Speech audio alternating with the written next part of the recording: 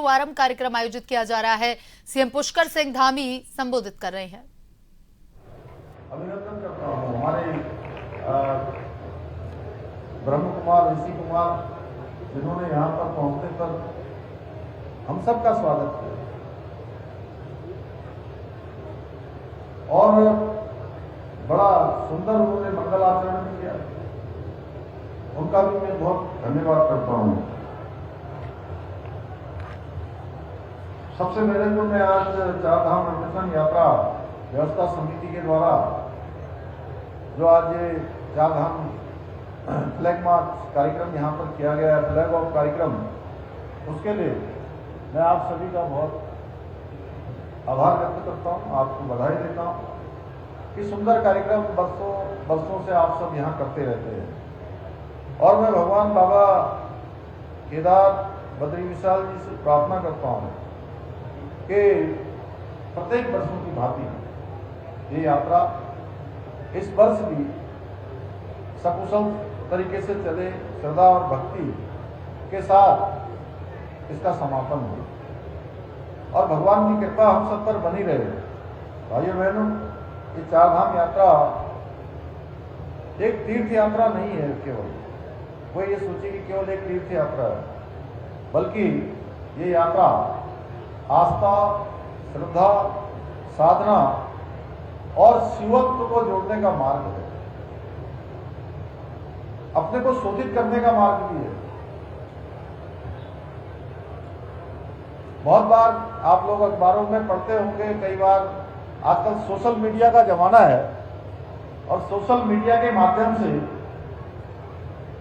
कई बार यात्रा में, क्योंकि ये बड़ी कठिन भौगोलिक परिस्थितियों में यात्रा होती है, भौगोलिक परिस्थितियां कठिन है, रास्ते भी थोड़ा कठिन है।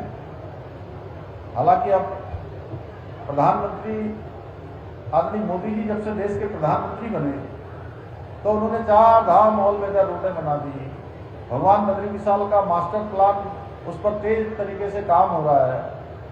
बाबा केदार का स्थान जो पूरी तरह से क्षतिग्रस्त हो गया था, वो आज फिर से उसका नवनिर्माण हो गया है, पुनर्निर्माण हो गया है, भव्य केदार और दिव्य केदार बन गया है। लेकिन अगर हम उससे पहले जाएंगे तो काफी कठिनाइयों की यात्रा होती थी और आज भी बहुत साधन हो गए, लेकिन वो भगवान को पाने का मार्ग है।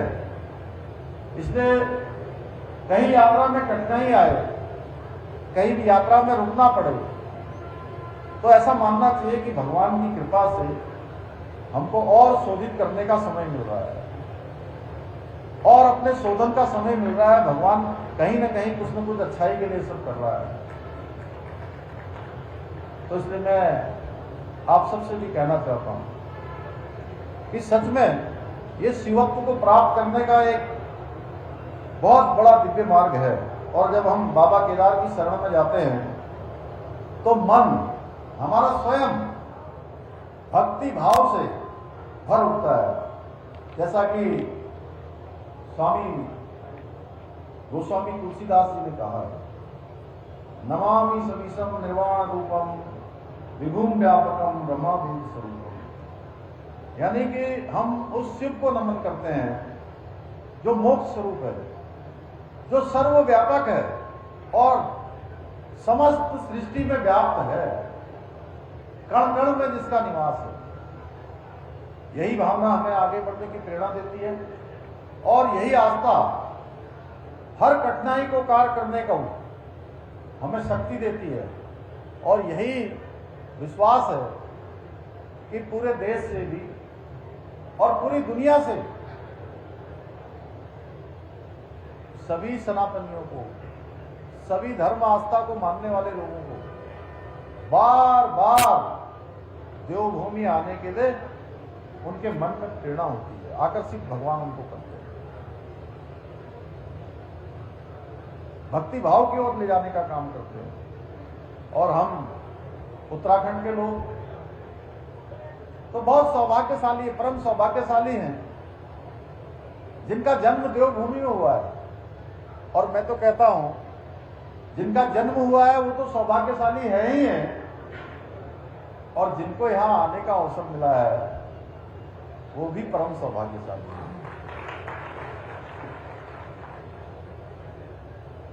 जिस भूमि में कण कण में भगवान का वास होता है, इसलिए हमारा सौभाग्य है कि हम सबको यात्रा का संयोजन करने का अवसर मिलता है और ये यात्रा सुगम हो, सुरक्षित हो, बिना बाधा के हो और सुव्यवस्थित और दिव्य हो, ऐसा बनाने का अवसर हम सबको मिला है।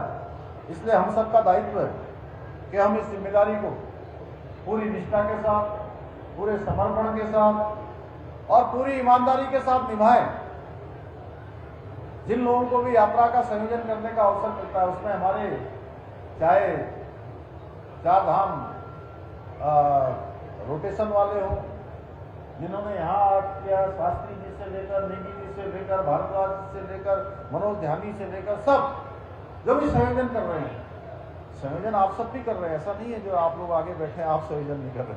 ये प्रतिनिधि है, इसलिए मैंने इनका नाम लिया। इन्हीं के नाम में आपका नाम भी समाहित हो गया। क्यों बाबा जी, ठीक है? तो इसलिए भाइयों बहनों, ये चार धाम यात्रा हमारी श्रद्धा और विश्वास का प्रतीक होने के साथ साथ करोड़ों करोड़ों श्रद्धालुओं को आत्मिक शांति देती है, आध्यात्मिक ऊर्जा प्रदान करती है। और जैसा अभी यहाँ बता रहे थे सबको, माँ गंगा के आशीर्वाद से हर वर्ष हमारे नए कीर्तिमान बन रहे हैं। आने वाले भक्त, आने वाले श्रद्धालु, हर वर्ष उनकी संख्या में बढ़ोतरी हो रही है।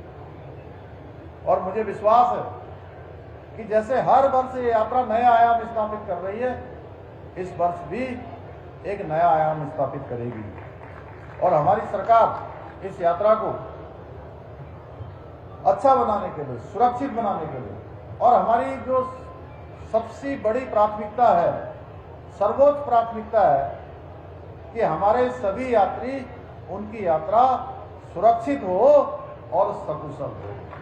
भगवान उनकी मनोकामना पूर्ण करें। इसलिए मैं लगातार स्वयं जितनी तैयारियां हैं, उन सभी तैयारियों की मैं स्वयं लगातार समीक्षा करता हूं। जैसे ही यात्रा 2025 की समाप्त हुई, उसके बाद लगातार अनेक बैठकें करके, अनेक समीक्षाएं करके यात्रा की तैयारियों को आगे बढ़ाया है।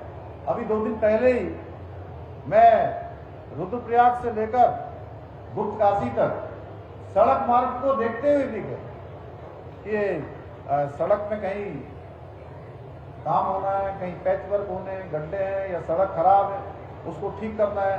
अन्य व्यवस्थाएं, चूंकि पिछले वर्ष आपदा काफी रही, आपदा के बाद नवनिर्माण, पुनर्निर्माण का काम कितना हुआ है। तो भाइयों बहनों, ये यात्रा सच में ये भगवान की प्राप्ति का एक बड़ा मार्ग है। जो यात्रा कर रहे हैं उनके लिए भी और जो यात्रा का संयोजन कर रहे हैं उनके लिए भी। अभी शास्त्री जी कह रहे थे मुझे कि मैं दूसरी बार आया हूँ, हालांकि उन्होंने बाद में ठीक कर दिया, लेकिन मैं कहना चाहता हूँ कि आप लोगों ने, मुझे ध्यान है 2021 में 4 जुलाई 2021 को मैंने इस जिम्मेदारी पर काम करना प्रारंभ किया, और जब से लेकर तब से लेकर अब तक जितनी बार आप लोगों ने मुझे यात्रा के संबंध में यहाँ बुलाया होगा या आपको सूचना दी होगी, मैंने एक बार भी नागा नहीं किया है।